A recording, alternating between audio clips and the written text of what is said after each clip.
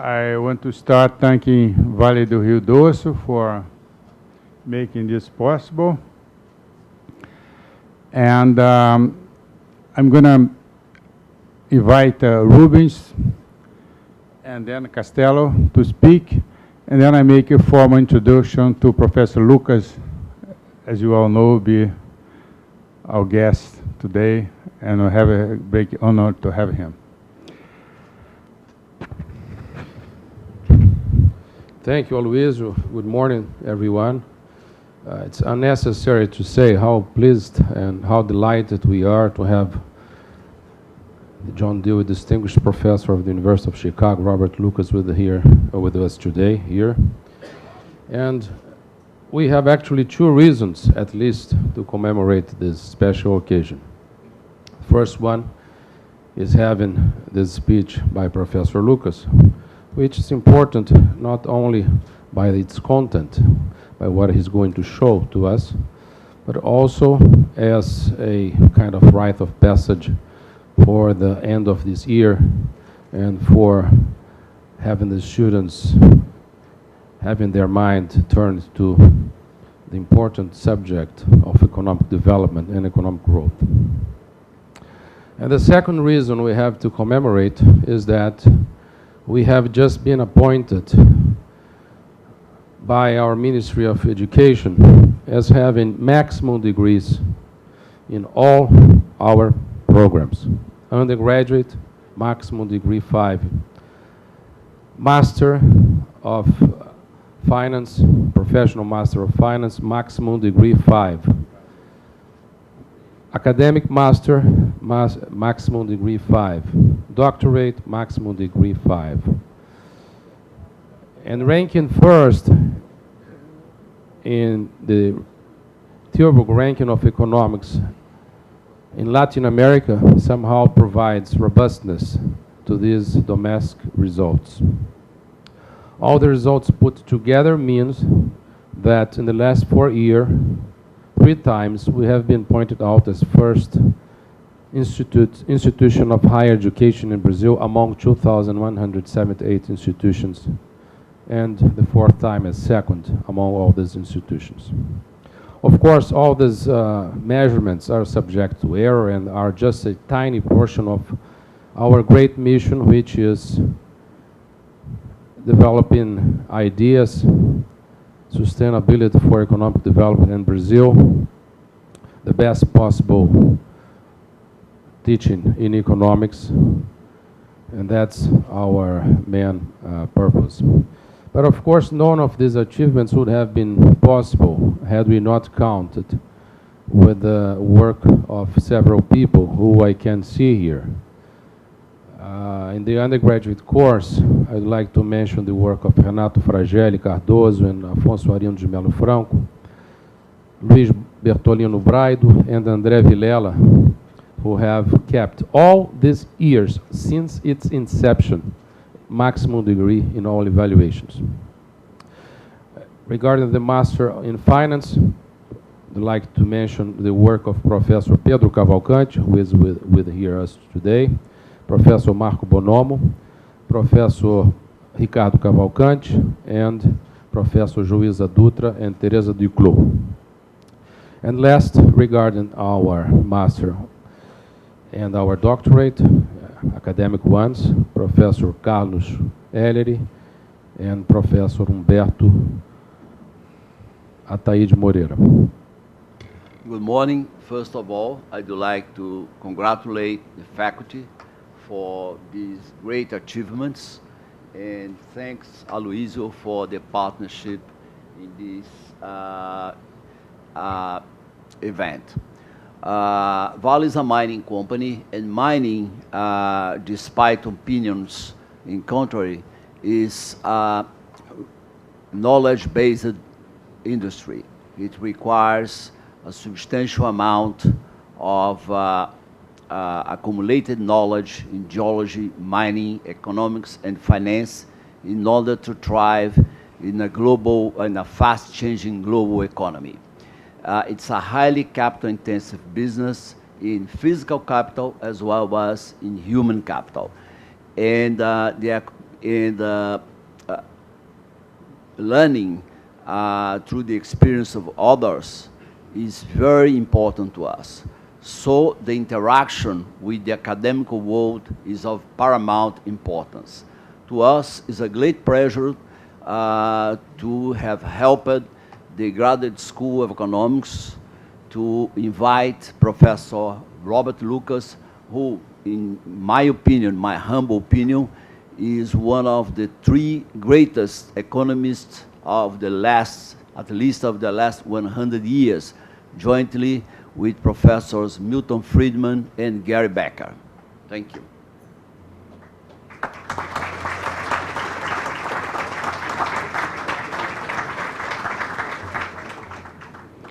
Okay, now make a brief introduction to Professor Lucas. Is along the lines of Roberto, no? I agree with him. Lucas is just one of the greatest economists in the 20th century. And in 21st, still doing very good work. And there are very few economists that could be associated the name of revolution with it, no? And Lucas was the leader of the neoclassical revolution. Macroeconomics was disassociated with micro. There are 2 different fields before Lucas. And then everybody was uneasy about it. Not everybody, but many people. Disaggregate things, just look in the economy in this way. It could not work. There's some rational people around. And then, but there are few people that wanted to do that, was aware of this problem. And, but Lucas was the one that did it. And he and a group, Prescott, Sargent, Hansen, that got the Nobel Prize recently. So Lucas is much more than a Nobel Prize winner. He is a person that created a new paradigm, put economics back together again. And we should all thank for him. It's true that I learned this thing from him while I was in Chicago. I taught a little bit there, a couple of years, in the late 70s.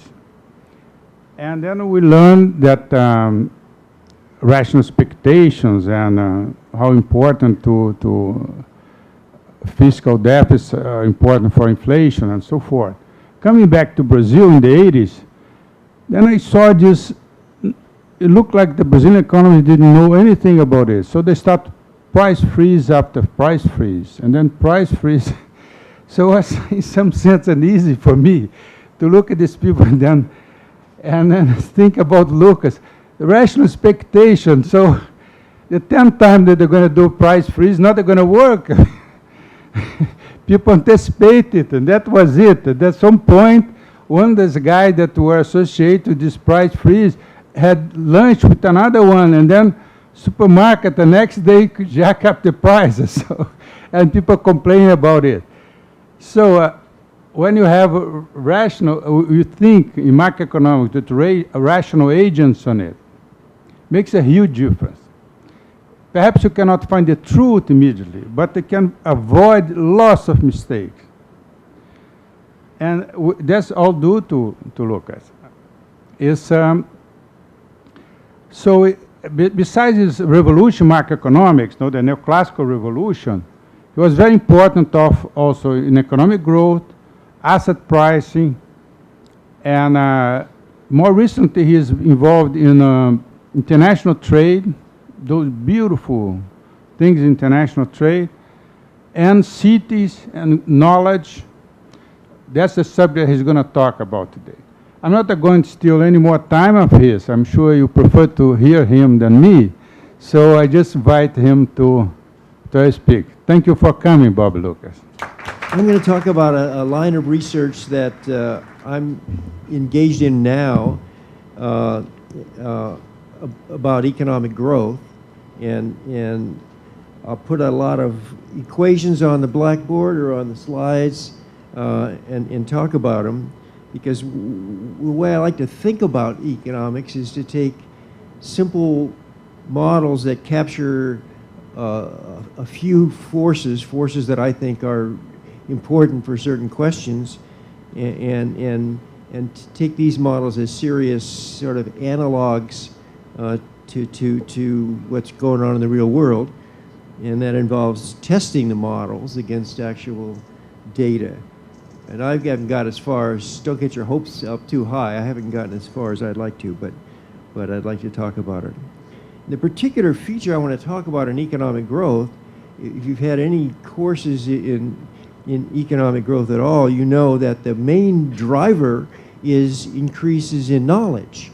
We produce more than we did 100 years ago because we know more things that people 100 years ago didn't know. So it comes down, now of course additional capital, these kinds of things are also help, but the main driver of economic growth is improvements in knowledge. You can use many terms, technology, human capital, they're all kind of the same thing. We produce more because we know more. And the feature of this is a fact that I don't think anyone would dispute. The feature of learning that I want to focus on is the social character of learning. That you know from your own experience that you learn what you learn doesn't depend entirely on what you do by yourself. It has to do with the people you're talking to, the people you're arguing with, the people your teachers. But as you get old enough, so you're one of the teachers, you're learning from your students. So when I think about what I know in economics now versus what I knew when I got my degree in 1963, I mean, I didn't know anything then. Now, by current standards, so much has happened in my field, and I've interacted with so many first-class people, and you know, that's been my life. And if you sort of put me on a mountaintop somewhere and left me alone, I don't think I could have done anything. I mean, that's not the way human thought involves interactions with other people. Now, and this is something that growth theorists have not really dealt with, and I think we should. So that's what I'm going to be talking about today. Now, one of the reasons it matters is, you guys know about external effects. I mean,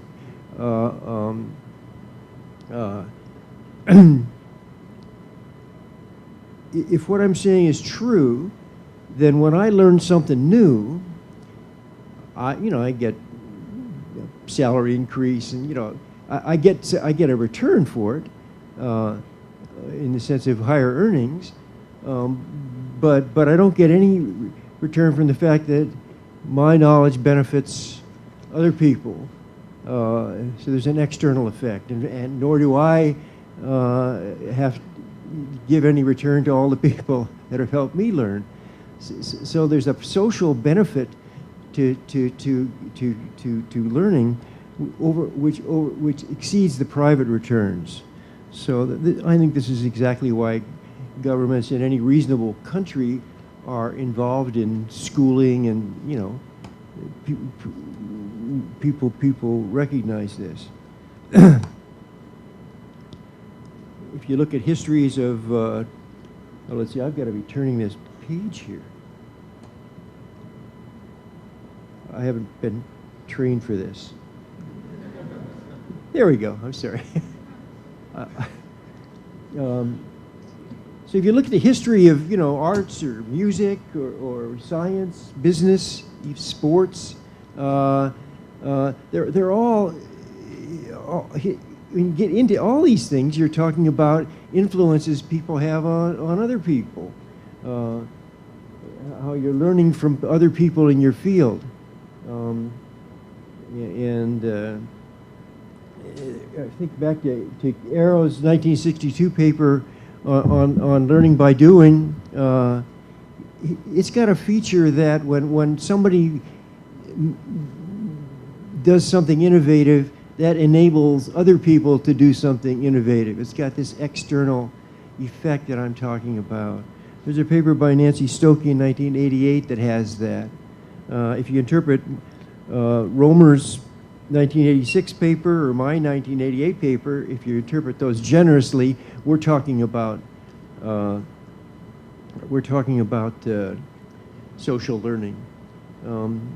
But I want to get more specific about how social learning works in this talk.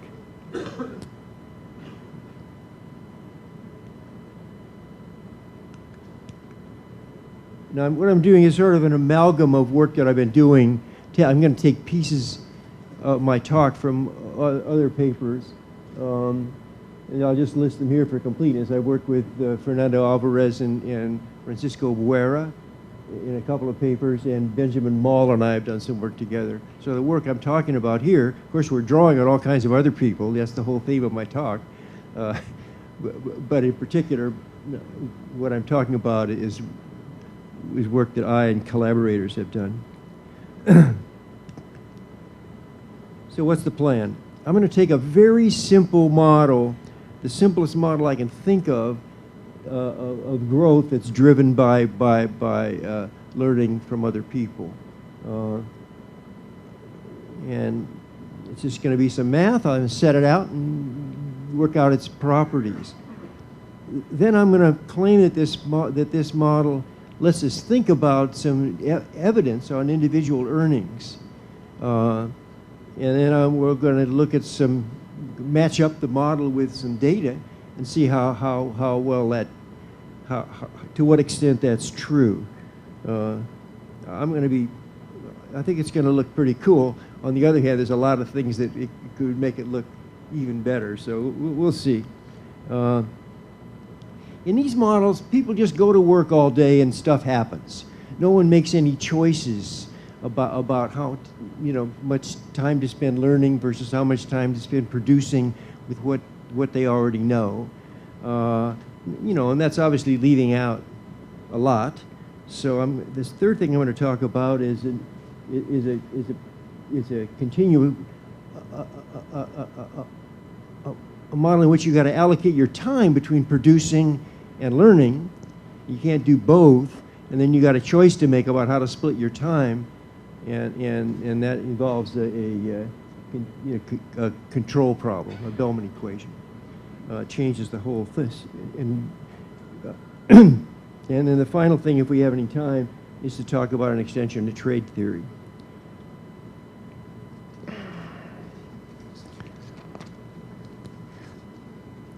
I have to shuffle these papers because I don't want to turn around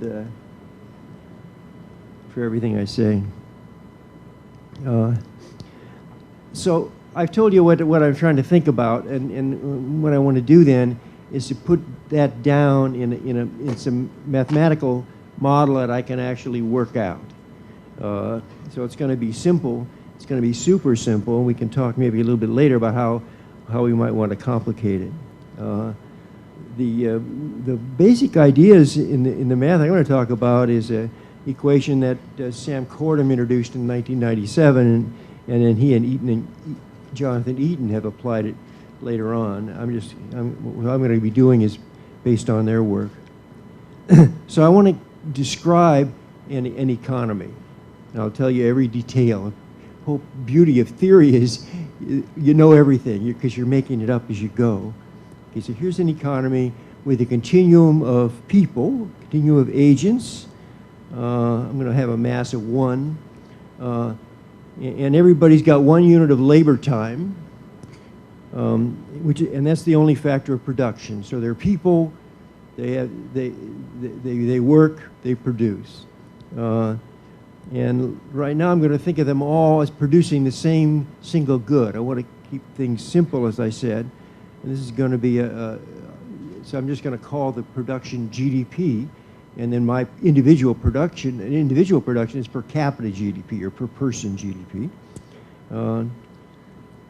Now, these people are going to differ in how productive they are. And I'm going to think of them as a draw. Each person has a productivity level which he draws. You can think of it as a draw from some probability distribution. I'm sorry, the probability distribution. I'll call that the CDF f of zt, that's the probability that a person selected at random at time t has a productivity less than z. That's capital F, and then I'll call it density little f. So I'm just describing the people in this world. I'm not going to give them names or anything. Just think of them as Z. That's all we need to know about you. And in this model, and this is going to be, it's going to hurt, but I got to say it. You're producing, people aren't cooperating to produce something. There's no team effort in this world. Everyone's on his own. You got your Z, you produce Z, that's it. And then what's the total production in the economy? We'll just add up. We'll just add up overall, or in this case, integrate up over all the people in the economy. The density function is little f. F of zt produces z at day t, and the total, that integral is just the per capita income, per capita production, per capita GDP in the economy. So that's it. And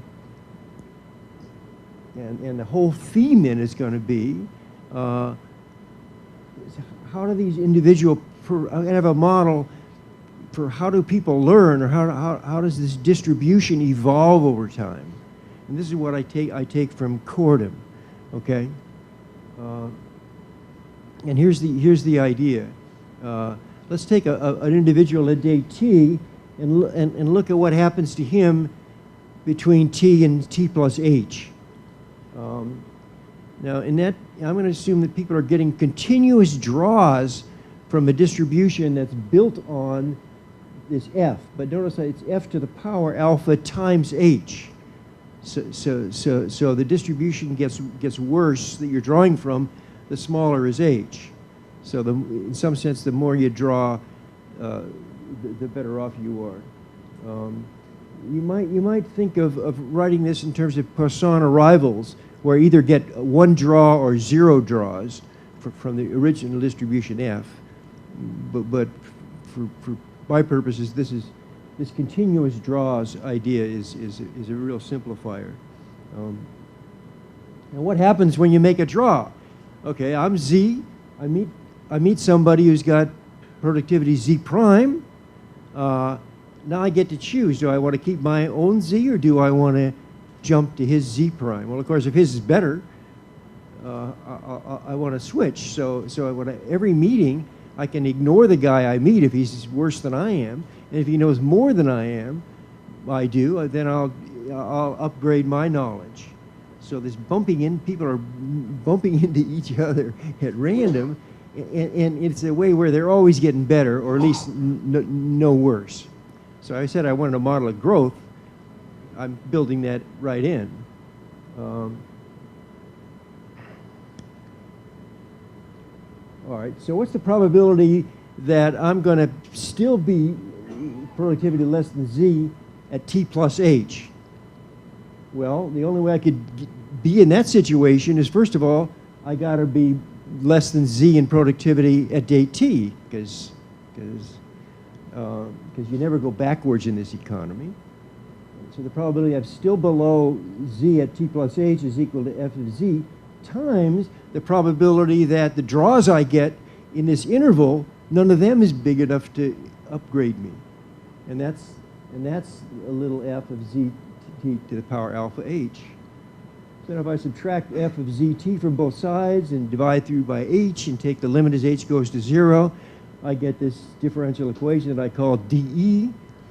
And it's just the derivative of the log of f equal alpha times the current log of f. So it's just a first order linear differential equation. We can just fix z and just solve that. For each separate z, we can treat this thing as a first order equation in f. And this is a famous, so we can just write out the solution. It's just the log of f of zt at any future date t is the log of f of z of 0, the initial distribution, to the power e to the alpha t. And you'll notice that the distribution, you're putting probability mass is always increasing, or at least not decreasing. So it's a model. I said I wanted a model of growth, and we got one. Now, there's a problem. Everything depends, every idea that anyone's ever going to have in this world is got to be already present, because you're only meeting from people to find out what they already know. So you got to have, so the question is, what if you kind of run through all the good ideas, the economy's going to bog down. No one goes backwards, so you'd always be growing, but you might have some limit on how much you can get. Now, this troubles some people, but it doesn't trouble me very much, so I'm going to go with this anyway. But because we know that a theory of growth is going to have the property that you don't run out of ideas. I mean, nobody knows nobody really knows that this learning can go on forever. Bob Gordon at Northwestern thinks all the good ideas have already been produced, but I think it's just he's old and tired. That's not his interpretation. But I'm interested in sustained growth. What you see when you observe the successful economies in this world and some of the unsuccessful ones is pretty stable growth. Like per capita income in the United States over the long haul grows at about 2% a year. And that's been going on for a century and a half. Now, of course, if you go back to the birth of the Industrial Revolution, that wasn't true. So, and maybe it's going to end someday. But for a model that fits the last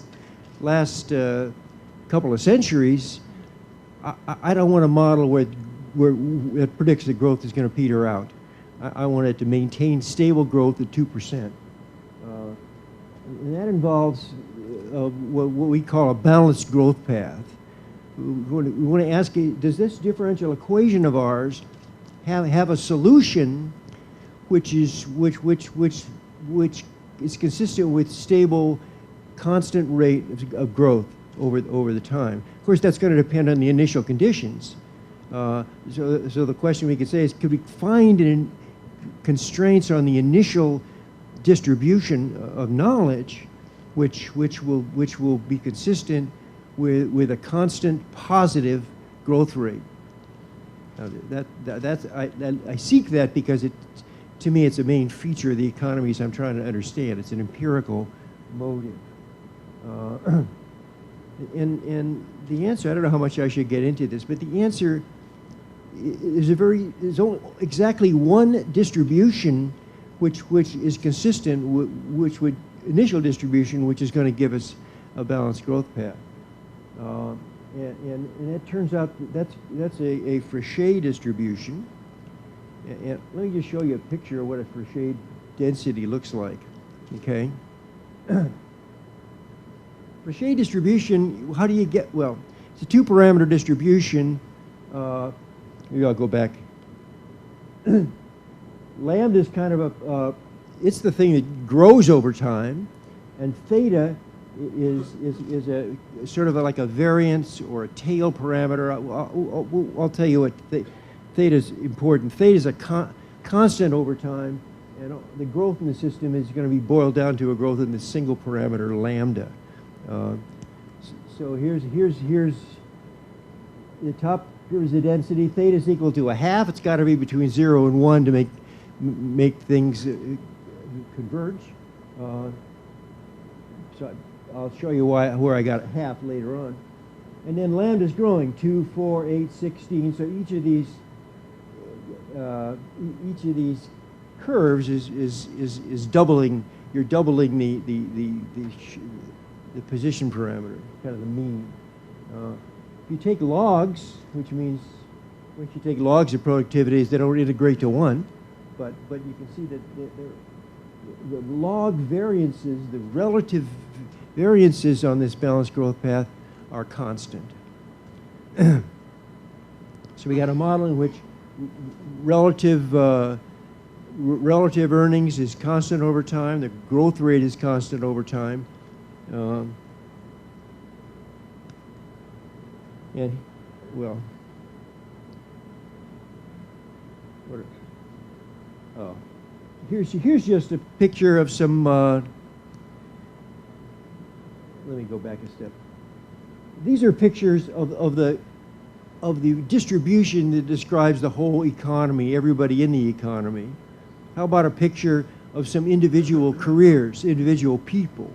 These are just random. You can generate. I could, generate careers on the computer at will. Here's three people. They start out with nothing. They know nothing. They bump into somebody. Of course, they take that because anything, nowhere to go but up when you start, and then you go with what you got until you meet somebody else and it bumps up. So see this red curve here.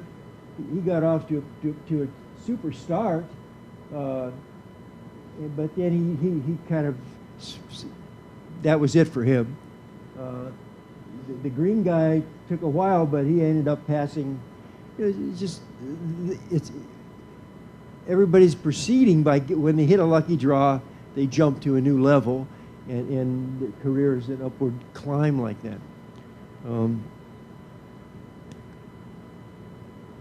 Okay. We got a little theorem here that says that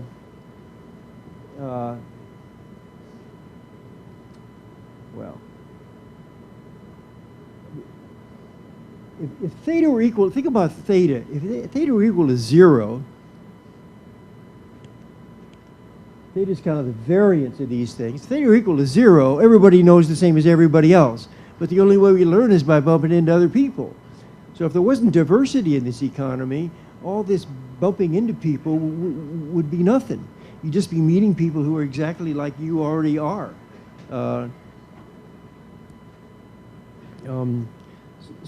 So theta, the more variability there is, the better.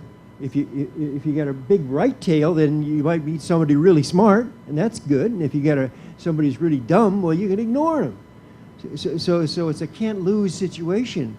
The more variance you have, the better off it is. So this parameter theta is crucial. And do I have a picture on this? No.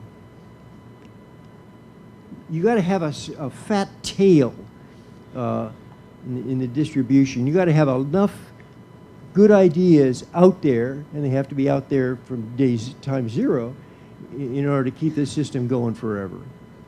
So the Pareto distribution's got that property, and this Frichet distribution, as do many others, has a tail that looks just like a right tail that looks like a Pareto. So that's the map. And that's the only distribution that's going to generate this stable growth.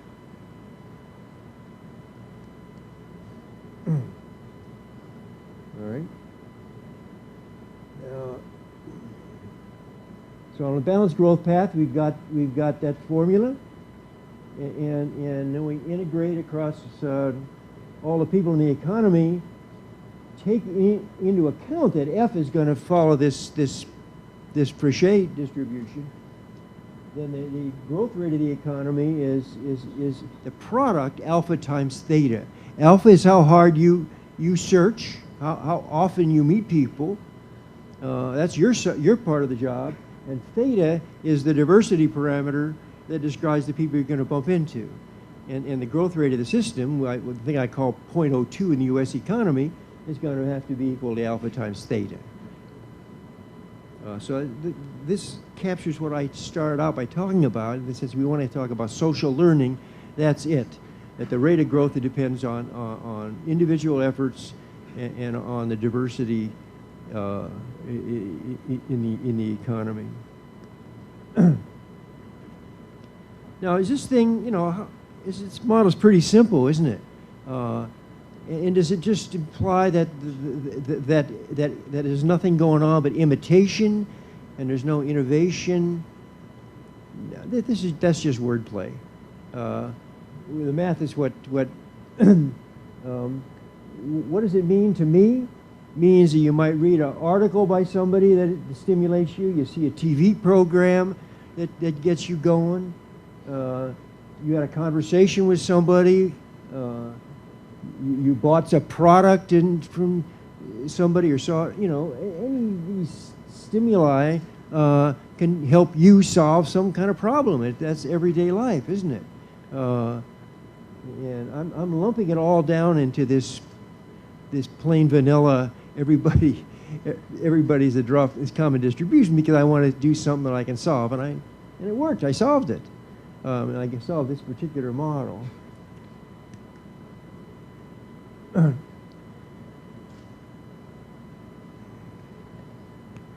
that's a model of sustained growth which has this social learning. Now the next question I want to ask is, you know, the model works exactly the way Solow's model in 1956, who started all this growth theory for us, worked. So have we made any progress since 1956? Well, this model, unlike Solow's model, it has predictions about individual behavior, individual careers. So we got data on individual careers, tons of it. So why don't we take some of these predictions about earnings, some data on earnings, and match it up with what the model would predict and see how well it fits. So I want to do that next. And what I'm going to use are these. Every country's got these. This is U.S. Census cross-section data. So every 10 years, you're getting data on people's age, their earnings, and a lot of other stuff. How much schooling they had, whether they're men or women, whether they're black or white. The census asks a whole bunch of questions. And all this stuff is for the whole U.S.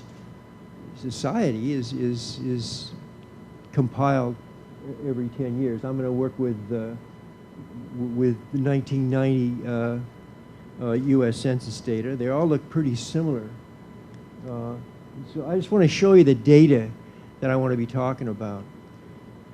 So this now, each dot here, these are classified as white male heads of household. I don't know why. I'd like to sort of lump people together in a reasonable way, because but I didn't do it yet. And they're also stratified by schooling levels, which is hugely important, but I'm not really talking about schooling in this talk at all. So like the red dot are college graduates. Everything's in 1990, and then their age in the year 1990 is on the horizontal axis, and the log. Okay, so each of those dots has thousands of people in it. You know, we're counting up everybody in the country in there. Everybody's. I'm in there. Maybe Aloisio is. We're counting, or we count people who are employed, whether they're U.S. citizens or not. So we're all there, and. What I've got here is the mean of the log in each cell. I got the whole distribution. In fact, I could look at the distribution and see if it's really a Fréchet.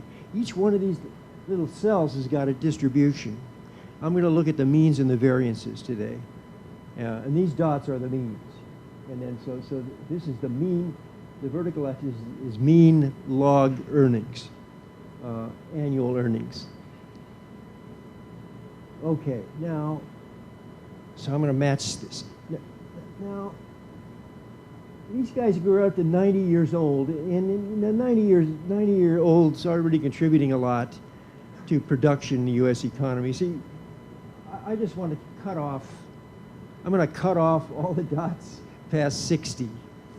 You know, we could have a theory of retirement, but I don't. So since I'm trying to, I know what my theory can do and what it can't do, and it doesn't have anything to say about retirement. So if you're not 60 years old, I'm cutting you off.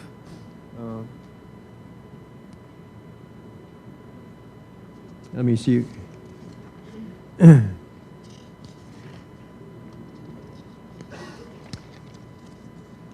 So the data that we're actually going to fit the curve to is that. Those are the same dots you saw before, but I chopped off the old guys. And maybe some of the young guys, okay? And in fact, what I'm going to be doing when I test the model is to think about a pseudo economy where everyone is either on the red dots or the green dots or the blue dots. I'm not going to think about people at different schooling levels interacting. Of course, I'd love to do it, but I'm trying to keep things simple enough so I can get somewhere. Okay. So I'm going to go back to the theory and see what it says those curves should look like. But I got to do a little more work, because in the model everybody lived forever. In the model I gave you before, and nobody ever dies. And you know, the whole census stuff is a chapter of life cycles. You got to replenish your labor force with new people, and the old guys retire. So we got to have a cohort structure. We got to change the model to take into account that people are different ages if we're going to fit that data. So I'm going to keep the demography fixed. There's a given distribution of ages, just depending on births and deaths, and the density function is little pi, and the cumulative distribution function is capital Pi, and there's no t in there because this demography is constant. I'm not trying to capture, well, I'm not trying to capture population growth here, although it's interesting. And in particular, I'm not counting immigration, which is huge for the United States. But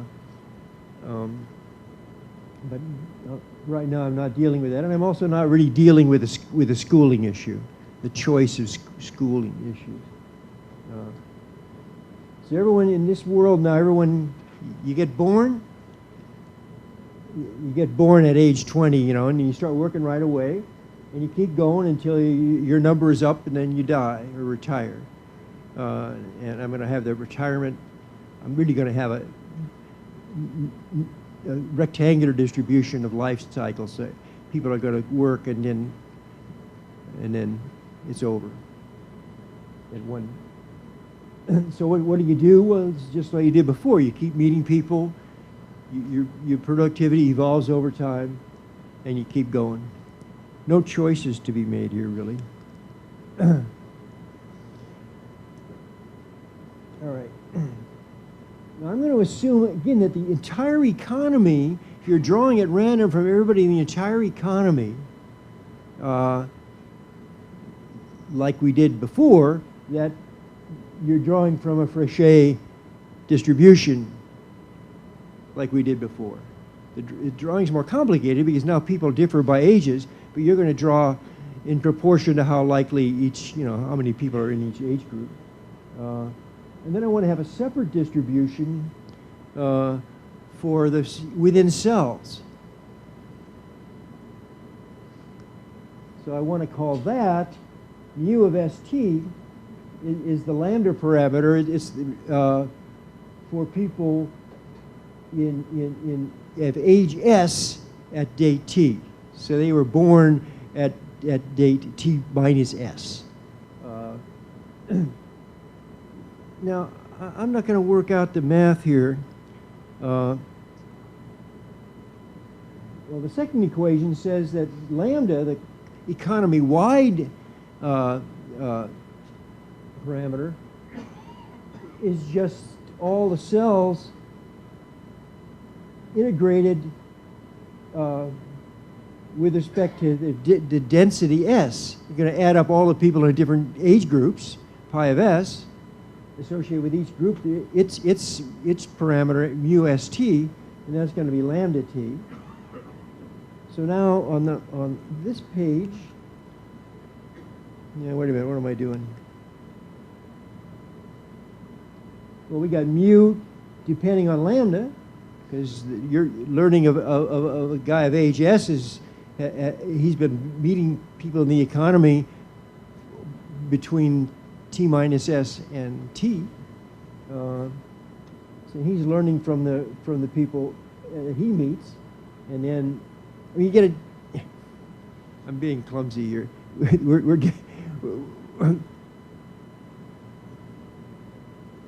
this economy-wide knowledge really affects everybody's learning, and everybody's learning, in effect, determines the economy-wide average. So we can just eliminate this mu, and we got a new equation at the bottom of the board in lambda, which is what's the this go. Now I'm going to assume we're on a balanced growth path. So lambda, which it comes, you can see it on the left and the right hand side of that equation. There's the same equation here. On a balanced growth path, lambda is just some constant, call it b, times e to the gamma t. I don't know what gamma is, but I'm seeking a constant growth rate. So I make the substitution for lambda, cancel out the b's, cancel out the e to the gammas, rearrange, and I get that equation I call star. So the gamma, which is going to govern the growth rate of this economy, I got to solve an equation, but it's, you know, one equation and one unknown. You can see if you look at the equations that 0 is always the solution. You get a concave,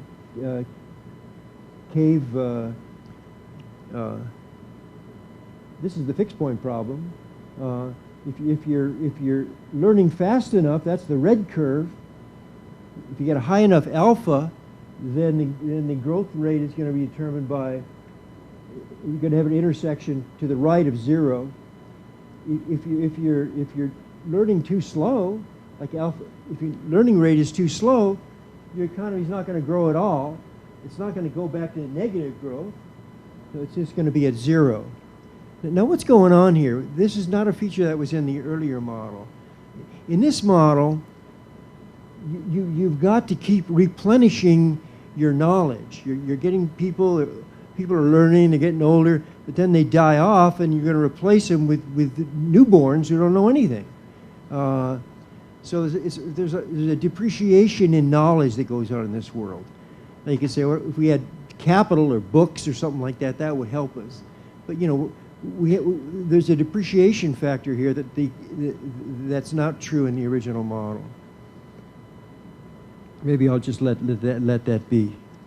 I kind of like talking about this stuff, but it's maybe I shouldn't go into too much detail. All right, now this model, it's a Frechet model, it's a balanced growth path model, it's a model with a fixed demography. We can calculate what the variance of what the mean of the log of earnings is in every cell in my fictional economy. We can just work it out. And there it is. It's WST is the log of earnings of people of age S at day T. Those are the guys I'm... And we can also get the variance of the log of earnings, which just depends on the parameter theta. That's why I call theta a variance parameter. We could get the whole distribution and see if it's Frechet, which I've started to do, but I'm not going to talk about that here. So now we can start to estimate some of these parameters. Now, if this model were now, as I say, the growth rate in the system, it's gamma. It used to be alpha. Theta used to be the growth rate of the system, but now because of this deaths and replacements, it's this parameter gamma that we just solved for. So gamma times theta is the growth rate of the system, and that thing's about 0.02 in the United States. So we can't estimate either rho or gamma, but we know the product has got to be around 0.02. So that's something. We've estimated one parameter in a sense. Now we also know that the variance of log of earnings is equal to theta squared times, you know, pi square over 6, which is some number that we know. So the variances within cells, which we can also measure, are estimates of theta. So here they are. For this, now I'm going back to the 1990 data set and pulling out the variances along with the variance is the log of earnings as well as the means. That's this stuff. Now, the theory says that theta is supposed to be constant across life, across everybody. So this thing is supposed to be, these curves are supposed to be flat. Now, for the 5 to 8 year guys, the blue dots, that's pretty close to true. But things get pretty bad as you start adding on education. The green guys are the high school graduates, the red guys are the college graduates, and the variances kind of increase over time for the better educated people. Now, I'm working on that problem right now with Esteban Rossi, but right now I'm just going to pretend that I'm just going to treat theta as a constant and call it 0.6, which kind of hits this average here. See what I'm saying? You got to make some compromises if you're going to be an empirical scientist, and this is my big one. And it's got to be thought about.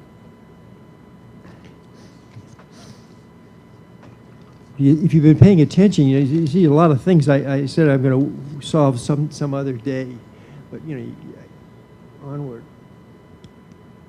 Oh, sorry, I lost my place.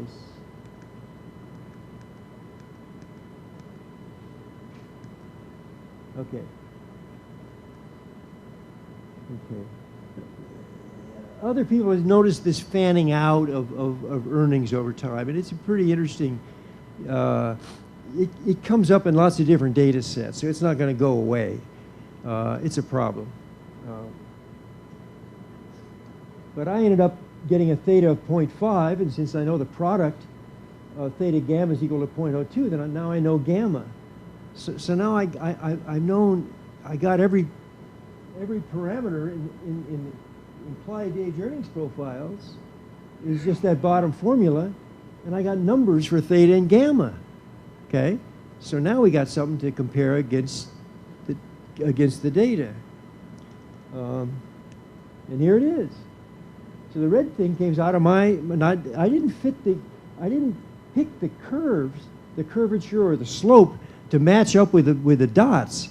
I've already picked those from looking at that thing. So now I'm bringing in, the only thing I'm choosing here is how high to start each one of these curves. I got a free parameter for each schooling level. So I pick one that looks pretty good when you start, and it just tracks beautifully, huh? You ever seen anything that cool?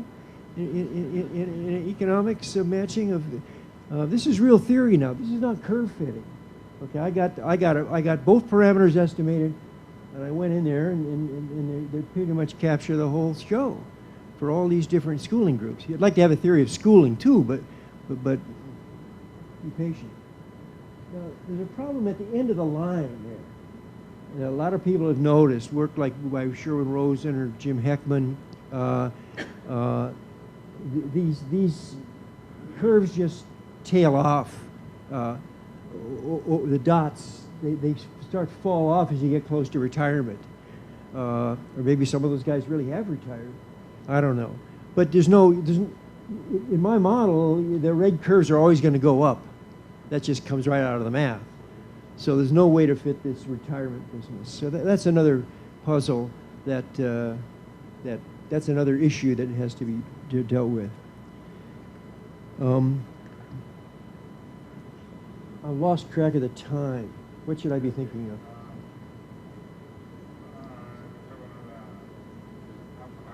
of? Okay. Okay, I'm going to. I'll go quickly, and then I'd like some time for discussion. I'm sort of going to advertise a couple of papers, and maybe not just explain them in any great detail.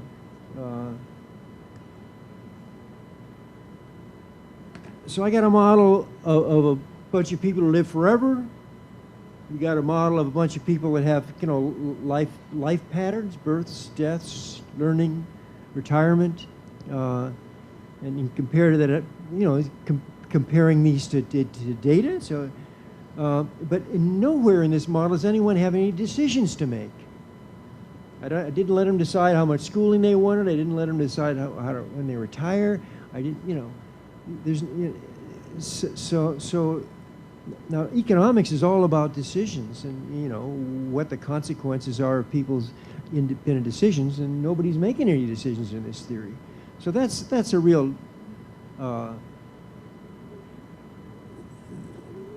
limitation. In some work that Ben Ball and I did, we tried to get around that and add a decision to the model. So I'm going to go back to the infinitely live model, but I'm also going to add, I'm going to say that you can't, in the original model, learning is just a byproduct. You work all day, you bump into people, you learn something. Now you're going to have to choose. You can work with you can produce and earn with the knowledge you've already got, or you can search for new, and you can divide your time any way you want.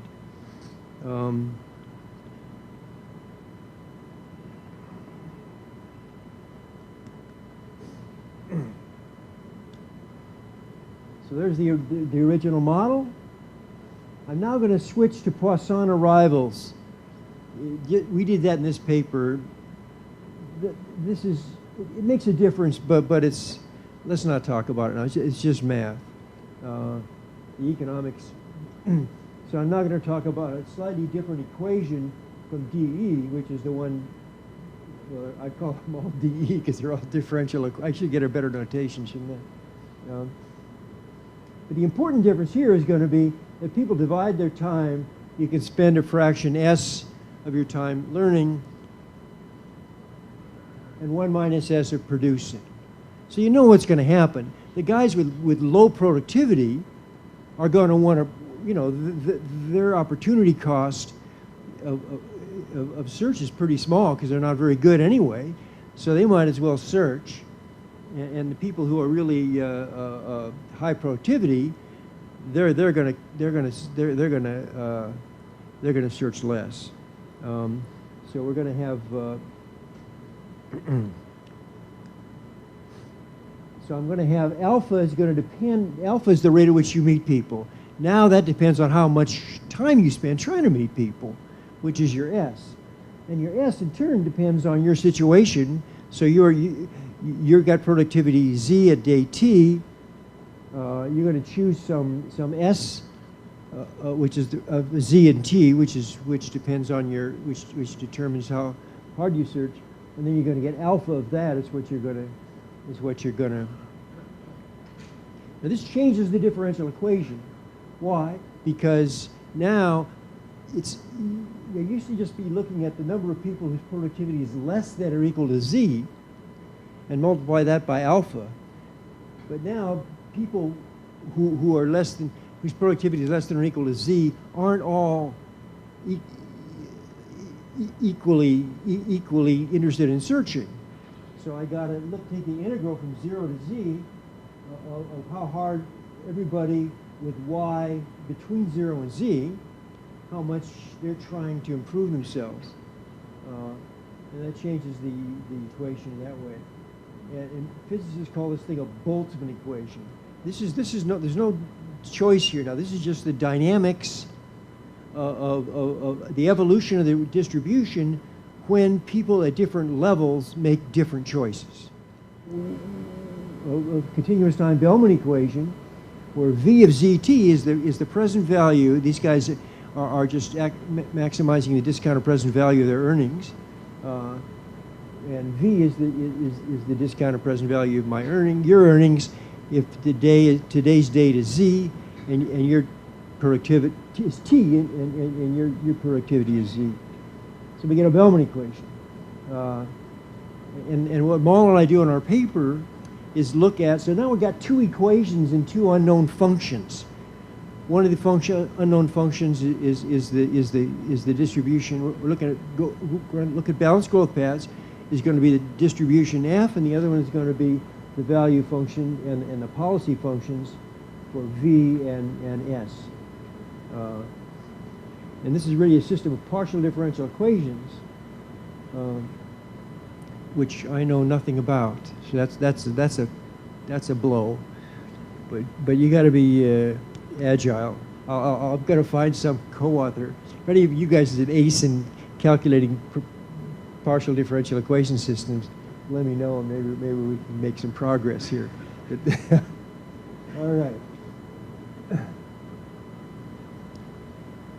I'm just going to show you some. So what we did was we restricted ourselves to BGPs, balanced growth paths, and then we calculated the thing numerically. We can't solve this. We can't write out a formula for this thing, but we have an algorithm that's super fast and easy and accurate. It's just fantastic. So what happens? So here's the policy functions. The productivity is on the this is a balanced growth path now. Productivity is on the x-axis, and the y-axis is the fraction of your time that you spend searching. Okay. So look at the low productivity guys. And I had two different parameters stated, but let's just look at the theta equal 0.5. So you know, if you're really low productivity, you spend all your time searching. And the opportunity cost is 0. And then as you start to get to be a certain level, you'll start producing,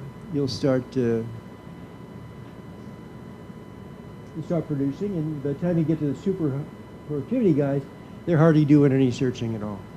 I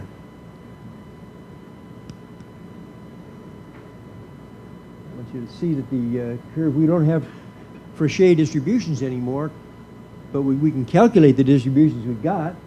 It looks pretty Fréchet-like in that picture. That's the blue curve, and then the Pareto curve is the green dots, and they coincide for, you know, I said this thing's got to have a Pareto tail, and it does. Okay, we get Lorenz curves in this world because different people are doing different stuff, getting different luck, different earnings levels. So red line is the 45-degree line. The earnings curve in the terms of current earnings is the green curve. You know, the farther away the curve is from the red line, the more inequality there is in the society.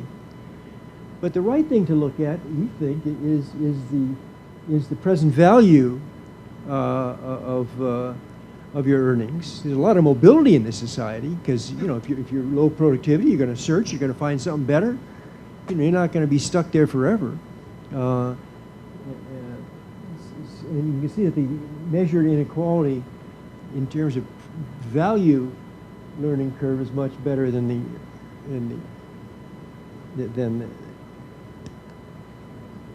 now this is all extremely interesting to me, but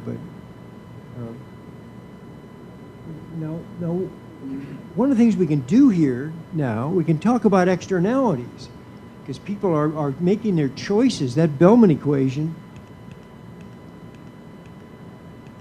this Bellman equation describes a guy who is thinking of himself and his own earnings only.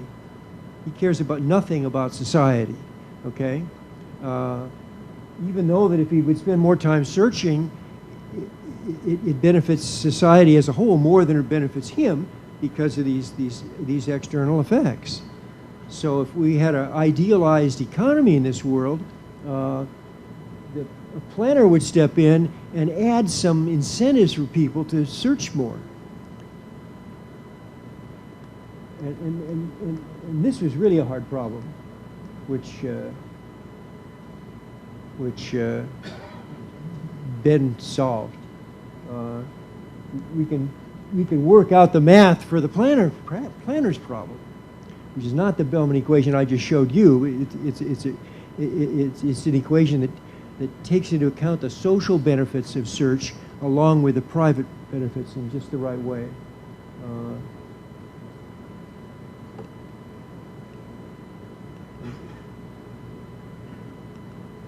Now this Planner's problem, this is an endogenous growth model.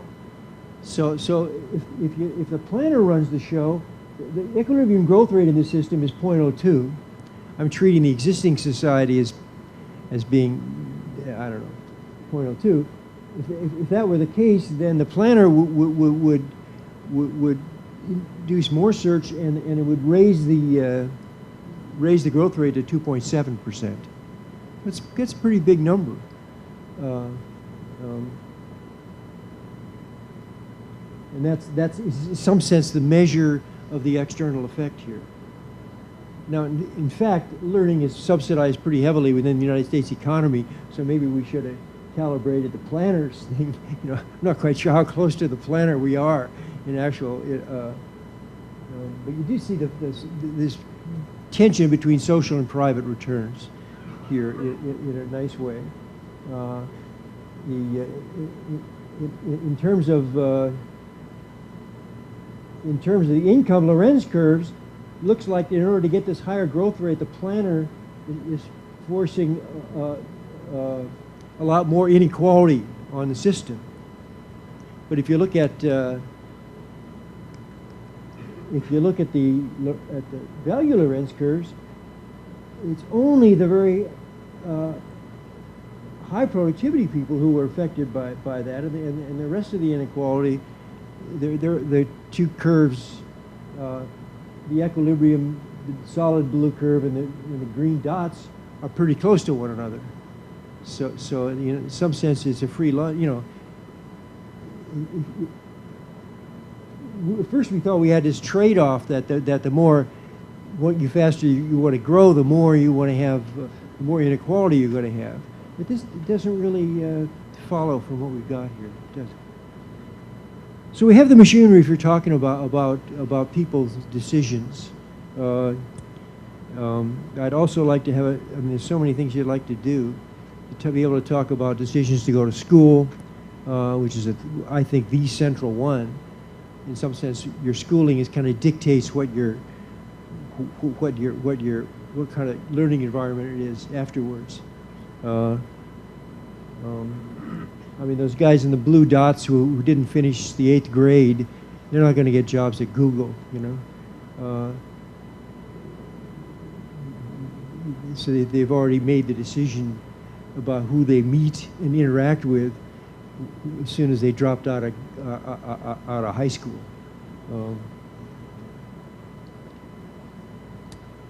Well, my fourth topic.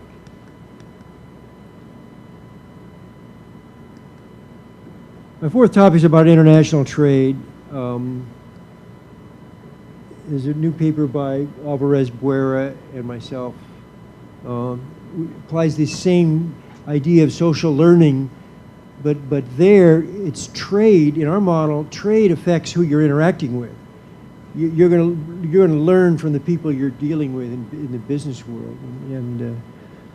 But I don't want to start off on a new topic now. So why don't I just what I've really tried to do is to sort of show a particular style of matching up theory and evidence, trying to think about models which give you detailed predictions about the overall economy and about some features of the individual in that economy, and see how these models of this type how we want to match them up with actual data. And it's just getting going. There's a lot of people interested in this. A lot of things I would like to add. I'm working with Rossi Hansberg about what role firms, organizations play. They play no role in the examples I've just talked to you. There's a lot to be done, but I'm not going to do it today. So thanks for listening, and if you have any questions or comments, please do.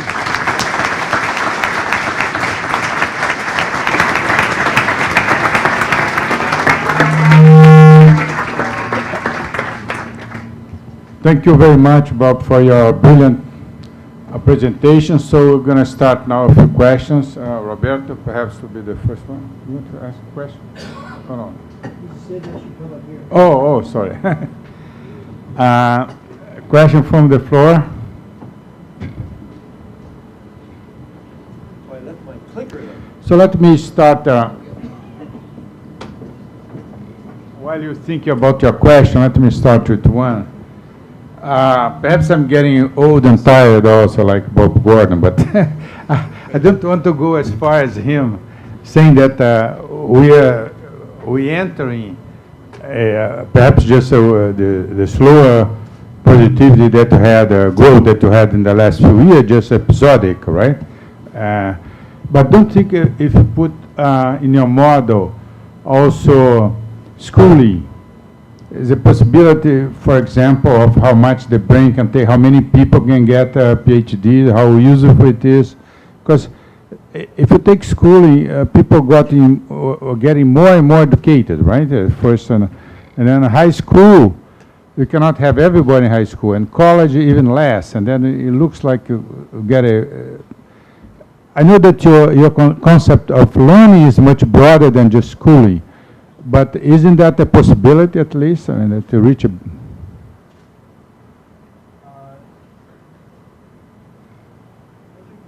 a good question.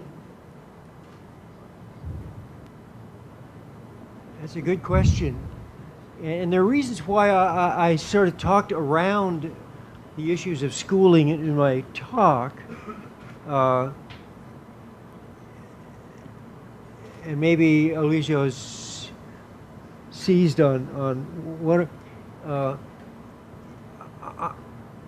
all the examples I've given here are balanced growth path examples where relative positions don't change and everybody's growing at the same constant rate.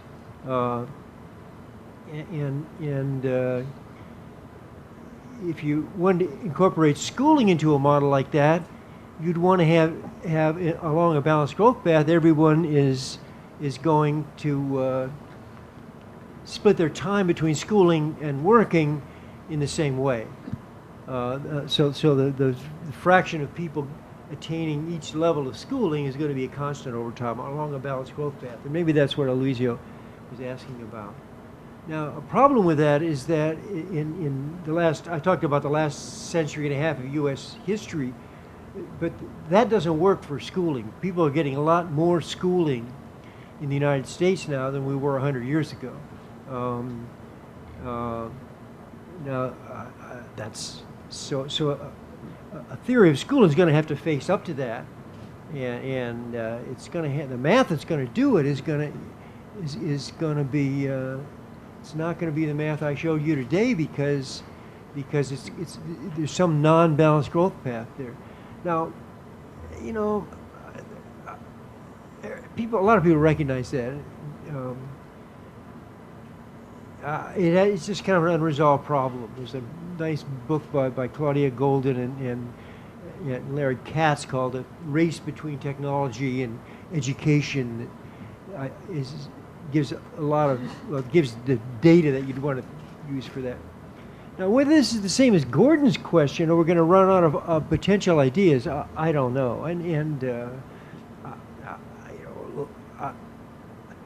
The models I'm talking about here is not going to. We'd have to have some typology of different kinds of knowledge, or something. But the model I've looked at today is too homogeneous for that. But I don't know. So far, so good. You know, maybe that's the way. We've been going at this 2% year. People come up with new ideas.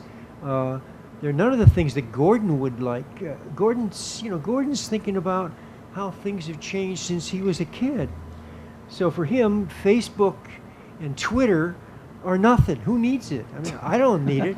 I've paid no attention to, you know what I mean? But my granddaughters are into it every day, and that's GDP. Those guys are producing goods and services. But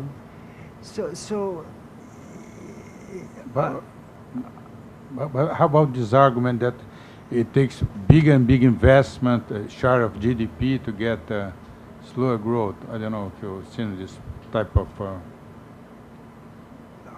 mean, I don't think the physical technology of Twitter or something like that is any big deal, is it? Google was a breakthrough. I mean, there's always, I don't know. It just, if you'd asked me or Gordon to predict any of this stuff back when we started out in the 60s, you know, we wouldn't, we'd been wrong on every detail. You know, these are creative people are going to come up with stuff you never thought of before. You couldn't have predicted the Beatles or something like that when you were listening to the music I was listening to in the 50s, you know? It's just creative people are always going to come along and surprise you, and we love it.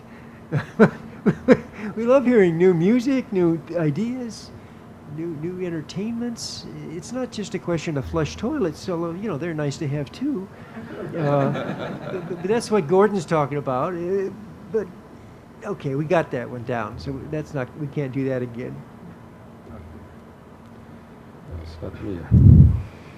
I remember when we had Edward Prescott here, and he quoted Einstein. He said, there are things that count, but we do not know how to count. If I try to fit your model to the two Koreas after the war, or to the two Germanys, there are some factors which are not included in the model. The question is, would that be institutions? Would institutions be a subject in economics that fits this saying of Einstein? To me, institutions is just a word for something you don't understand the forces involved. Like so many words people use in economics, they sound like they're words about something they know, but they're basically confessions that they don't know. So when we say there was a meltdown of the U.S. economy in 2008, have we learned something? Well, I don't know. I mean, you tell me what a meltdown is and give me a model that tells me what, I mean, you know, they're just words. So I'm not into institutions here. I don't think, of course it matters if you have a government that's, you know, stealing everybody blind or chopping people's hands off if they don't do the right thing. It's not going to help GDP. I mean, everybody knows that. But do we know when it comes about or not? Now, in terms of Korea and Germany, I wrote down balanced growth paths. That's a long-run concept, and it worked well for the United States, but not right after the war.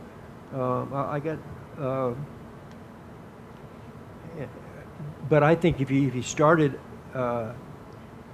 you can get some transition dynamics out of a model like this if you set it up the right way. Where and Alvarez and I have some, not very good. But so I don't think there's anything inconsistent between catching up growth and the model I've written down. But parameters would be different. huh? The parameters would be different in East Germany and West Germany and South Korea, North Korea, something like that. In the long run, steady state.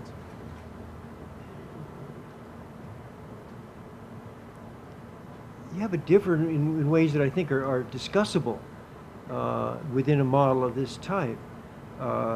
Okay, so when Germany was unified, a lot of people in the backward East are now interacting in a serious way with, you know, joint business transactions and so on with people in the West, and they're upgrading their skills and knowledge, you know, tremendously. So in terms of this, what I call social learning, you know, people in East Germany have a much richer intellectual environment now than they did back when the only people they could talk to were each other and the Russians. And so I don't think that's, I think South Korea, you know, once you remove the shackles of the Japanese occupation and let Korea operate on its own, and with the military stuff resolved. They interacted hugely with American and Japanese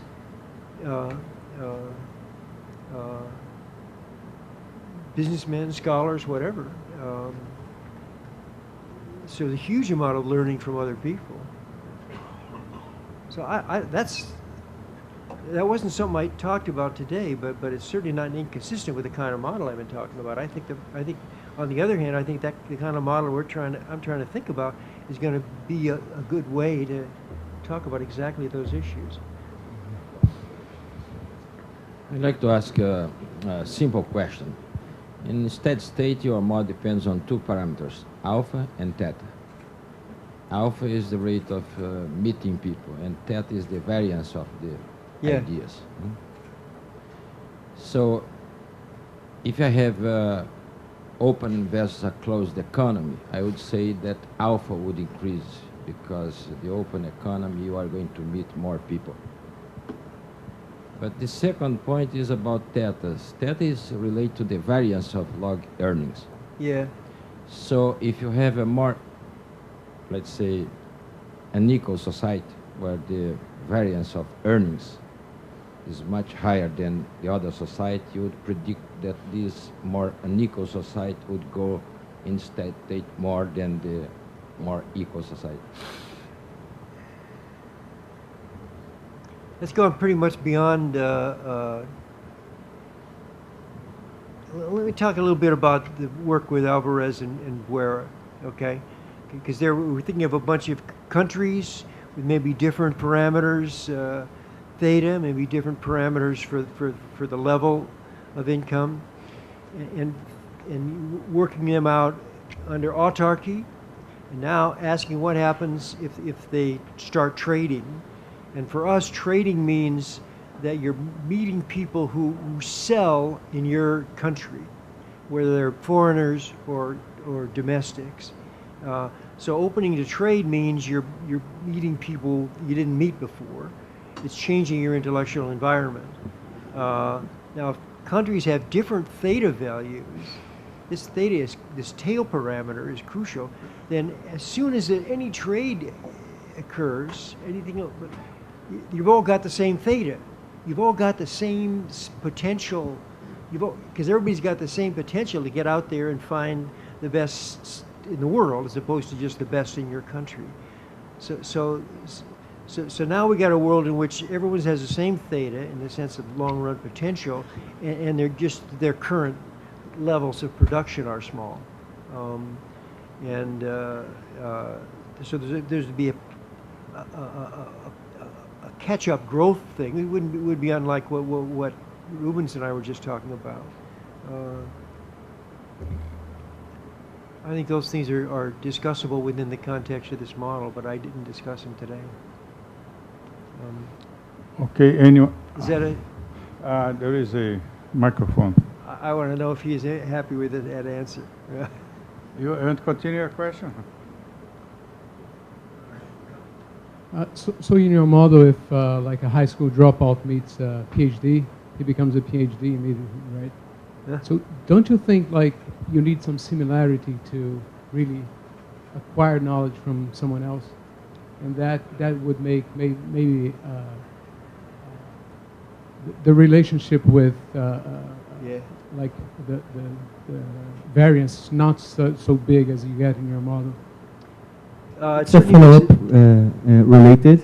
Oh. Can you do the increase in knowledge using a convex function between z and z prime, and as you acquire knowledge from z prime when z prime is greater than z, and can you close the model doing this? Because I don't think that you acquire immediately the same knowledge, but I think that when you interact with someone smarter than you can learn something. Can you do an adaptation to your model? Does this matter to your results? Bo and I have some experiments of this type. What he's saying, let me just, it seems, Z is my knowledge, I meet Z prime. Now, if it's bigger than, I just absorb it. Now, you kind of think that, you got to be reasonably close to this guy in order to absorb his knowledge. So if I meet some physicist, I'm just too far away from, my physics is too far away from a real physicist for me to absorb that stuff. That doesn't work. So you might think that maybe I get to go, you know, a third of the way or something. That's that really blows this equation that I took from Corda. It's easy to describe it, but it changes the math enough so that most of the examples I gave today wouldn't fly.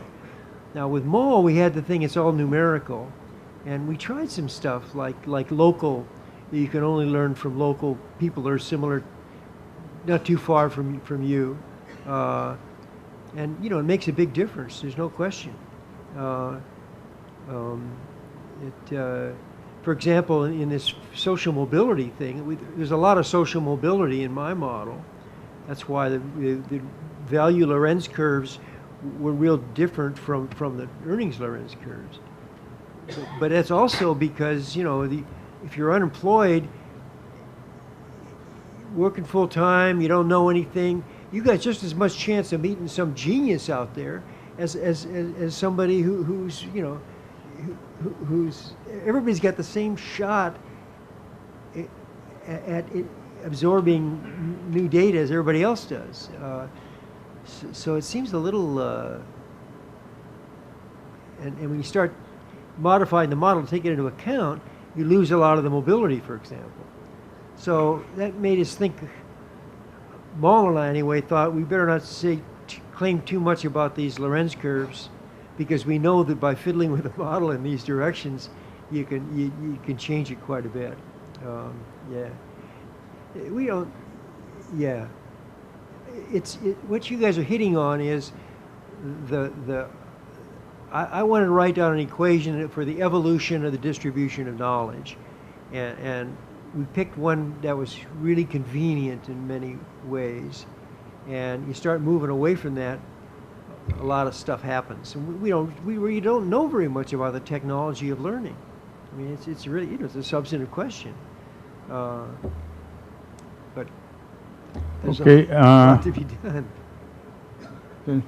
Any more question?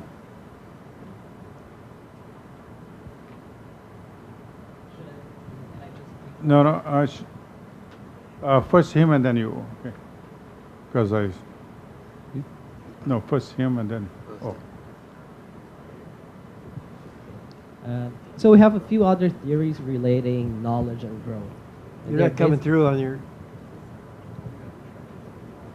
Okay, so we have another few theories relating knowledge and growth, and they basically rely on either variety of inputs or expanding the technological frontier one step at a time.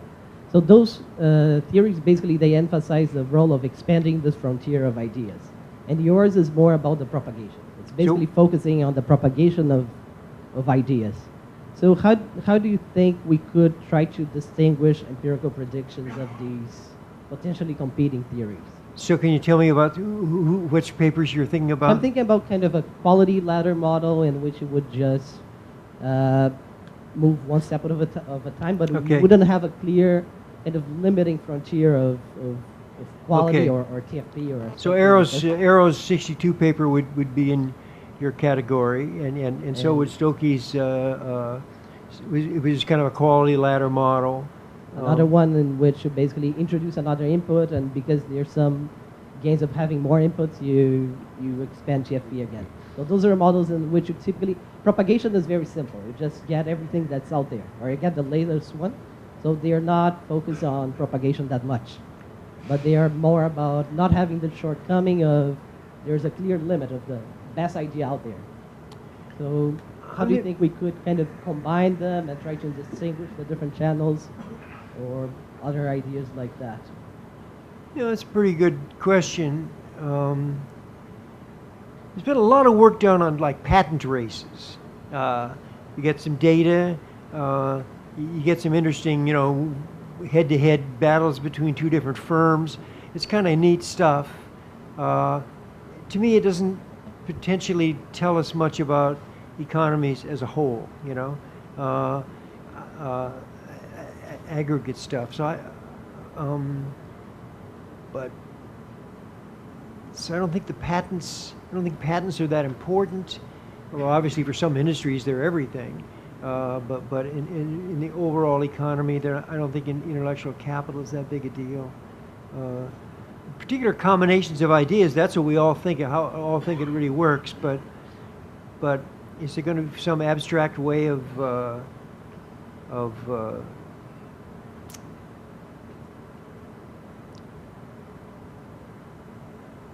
writing it? I mean, Jovanovic has done some nice stuff on this. There's a lot of things you could do. It's a big topic.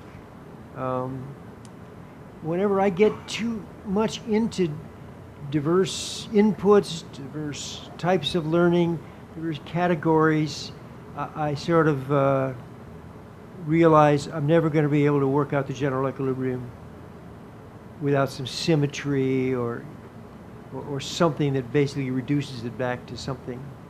You know what I'm saying? This is the way economics works. You can't have one economic model for everything. You got to have some particular questions.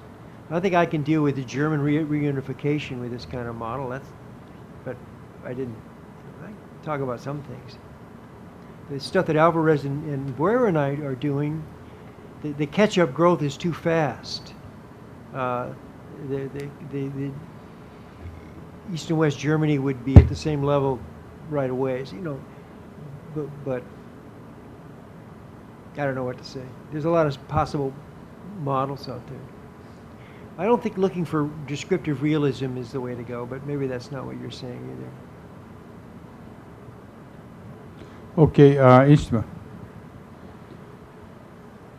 Well, Professor, I'd like first of all congratulate you with this brilliant speech.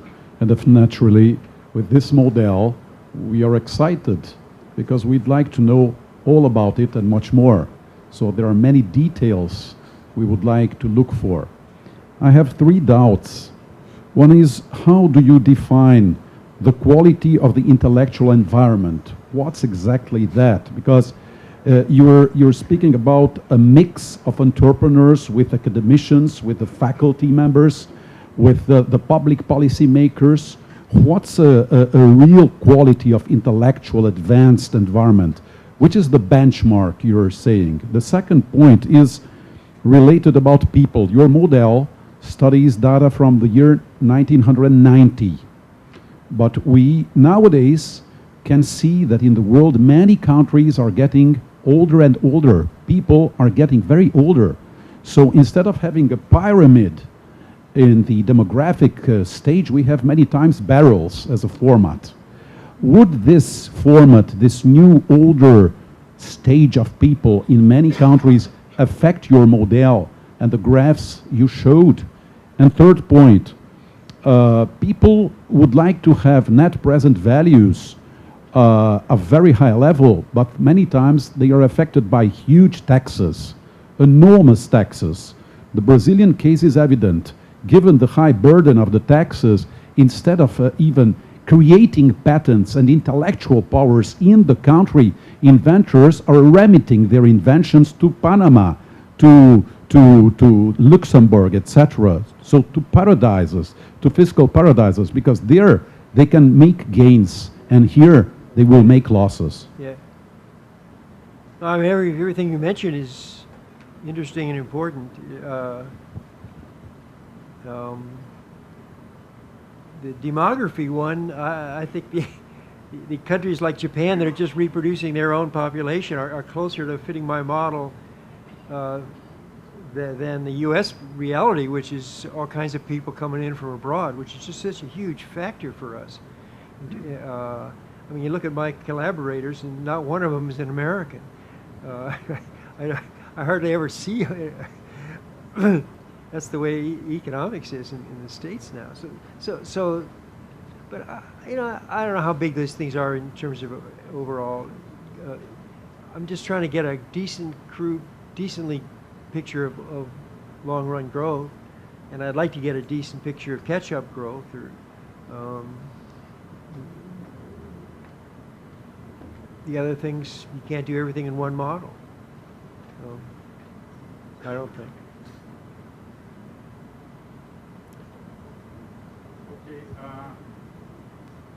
Any more questions? Yeah. I was concerned about you get a good result, good empirical result, I think, when you show. Are you hearing me? No, can't hear you. I think you get a very good empirical result when you show the fitting with the model and the points. I'd like to know if you have alternative interpretations of the model. I mean, you think about knowledge being passed through people, but perhaps you can just think about better opportunities. So how do you differentiate between alternatives, interpretations of the model, the baseline model?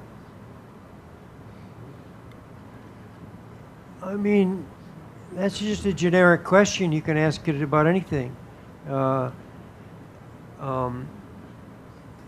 never had a model that could spell out the forces of earnings growth in an explicit way that matched up with data as well as I got there. So it's not like there's 16 different options, and I had 0 a few years ago, and now I got 1. That's how I view it. Now I'm taking a sort of high road in what I call a theory. You could see Jacob Mincer just fit a quadratic equation by running regressions to the age earnings profiles back in the 50s, and it worked like a dream. Now people have added third and fourth moments, so that kind of curve fitting.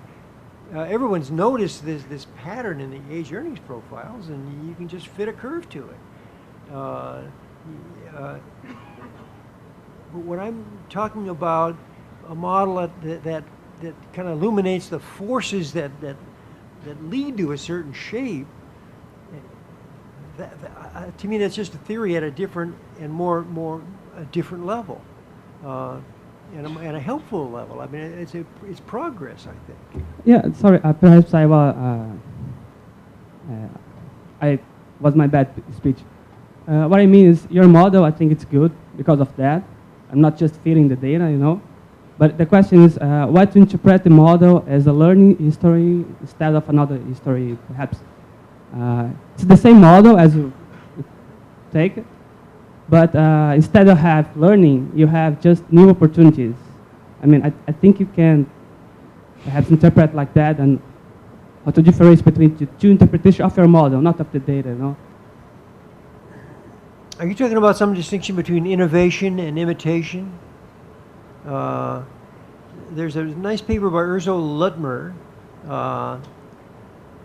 I said in my setup, the initial distribution of knowledge has to include all the stuff that anyone's ever going to know from day one.